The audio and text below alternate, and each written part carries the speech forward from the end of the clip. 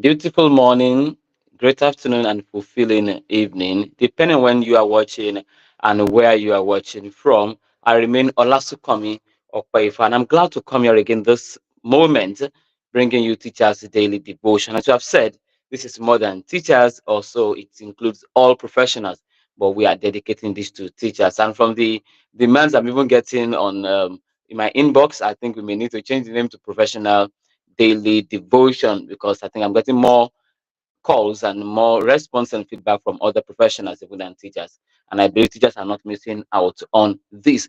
So this morning we just want to continue our series on the entrepreneurial thinking teacher, the entrepreneurial thinking person, and we want to look at how you can still be employed and be entrepreneurial. Okay, employed yet entrepreneurial in your thinking. So we're going to be very practical today, and then tomorrow we're going to sit down together and look at some areas of needs around your profession where you can meet and then make cool business out of it and entrepreneurial type out of it, not just side hustling. So this morning, you said you can still be employed. I mean, the fact that you are employed does not mean that you cannot innovate, you cannot solve problems creatively, or you cannot impact on the side, either within the job or outside the job. So there are two ways, okay, where how you can do this. You can still be employed and choose to be entrepreneurial with that. So that one is called intrapreneurial skill within the system. And see, being entrepreneurial is just maybe a nomenclature. It's just a mind shift. Okay, just have this mindset that I am employed to solve problems, and that makes it to become entrepreneurial. And one of the things you can do beautifully to remain how should I go irreplaceable to an extent is to take ownership of the job. Okay, you are employed now and you have been told your salary and how you are going to go about it. However, when you get to the job, you are not seeing it as just being employed. Okay, but you are seeing problems, you are solving it beyond your own job description, beyond your schedule of duty, you are solving problems. Okay, you become entrepreneurial. A good boss will do anything to retain you to a very large extent once they know that yes, this one is solving the problem here. I remember when I was just starting up as a teacher many years ago, I got this job in this school in a semi-urban area where I put all my best into it. I transformed a whole lot of things in the school, the assembly structure, the timetable, and everything. Lo and behold, there was a problem, and I was facing this serious problem with the school management, and my father wanted to interfere.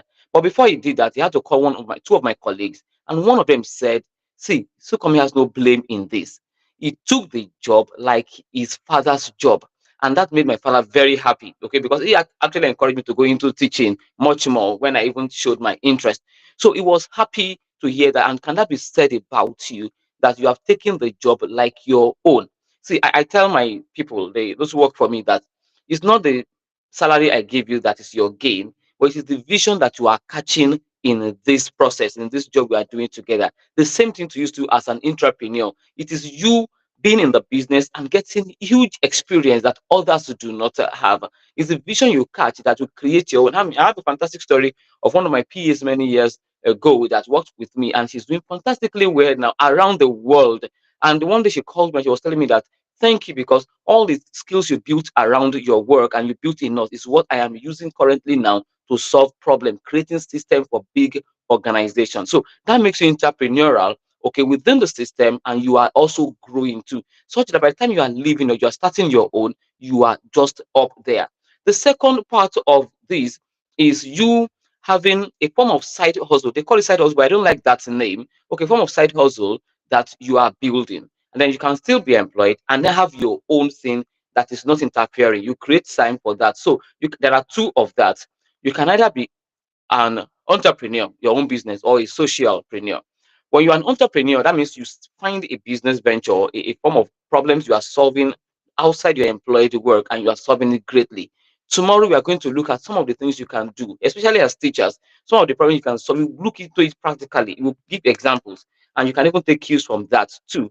And a socialpreneur is someone who sees a community problem and create impact initiatives around it, not for profit making, but to drive change. At times, well, of course, it could be profit driven at times, but most of the time, it is not profit driven. Okay, you're just solving problems, and most of the time you rely on a grant to solve that. Now, what are the practical areas? How do you take practical steps to be either entrepreneur, socialpreneur, or whichever one? The first one is discipline. Okay, you need to be very disciplined and dedicated to whatever you are doing, either your job or the one you take by side hustle. Okay, you need to separate a special time and hour for it. Two, and it's a story, formalize it. Okay, I mean, see your job as a formal thing you are doing officially. Anything you are doing that is being innovative in the business, okay, in I mean in the school or in this job you are, approach the school leaders, leadership, and let them know what you are doing. And that was the problem I had when I started as a teacher. My passion took over me so much that I wasn't too sensitive to so many things. I just wanted a change. I just wanted this. I was supposed to carry the school management along to say these are the things we are doing. No, I was just doing my own in my own way. No, don't do that. Formalize it. Okay, while you are being an entrepreneur, formalize it. Let the school owner, let the principal, let your leaders know that okay, these are the steps you are taking, and these are the changes and the results you are seeing. And if it's your own side also too, make it formal. Create a real business out of it. Get it registered. Years back, I won an award, and part of the award was that I was going to get certain amount of money, and I would look for an organization to donate the money to. Wow. I mean, for real, I have things I'm doing too, but I will now take the money and then give it out. Luckily for me, 2, 3 days before the application, I had registered my organization as an NGO. I mean, my lawyer just called me and gave me the paper. So when I was told to look for an organization to donate the money to, it became very easier for me to just identify my own organization that I will be donating the money there. And that didn't stop there. The grantor, okay, saw that as a good move and then invited me for more engagement, more. I mean, up to today, we are still doing a whole lot together because they could see a young, serious man, not just a teacher, but someone who has a registered organization. Okay, so formalize it by registering it. Open a separate bank account for it, not your private, your own account. No, when you are really into business and they ask you, okay, can we go into this with you now? You are doing this in your community. Okay, how can we be part of it? And they ask, what's the name of your organization? You are like, Olasunkanmi, Olasunkanmi. What is your account number? You are calling your OP.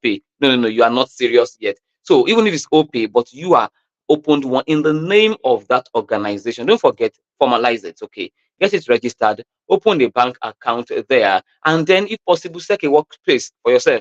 It could be workspace, yeah.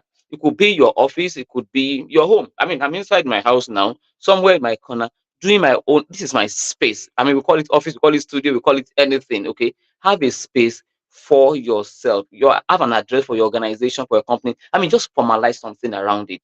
Okay, don't forget, if you are doing it within the organization of someone, make sure you are communicating with the owner of the business. Let them see what you are doing. Okay, and if you are doing it on your own, make sure it is registered sincerely.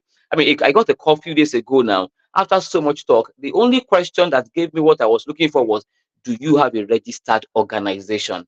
And I said, yes. I said, don't worry, we'll get back to you. And after that, say, don't. I mean, waking up this morning now, I just saw a beautiful mess. I'm like, wow. Now, I mean, I came here now with that practice. Are the things you do differently. Okay. I can't really finish what I have here, but let me just quickly go through this quote I got this morning. Entrepreneurship is about turning what excites you in life into capital, so that you can do more of it and move forward. Let me take that again. Richard Branson says entrepreneurship is about turning what excites you in life into capital, so that you can do more of it and move forward with it. Peter Drucker said the best way to predict the future is to create it. You are thinking of your own financial future, you can create it. You don't need to quit your job to start pursuing your dreams. Start small, think big, and keep moving, and keep moving. So let's take our confession today, because I can see that our time is fast spent.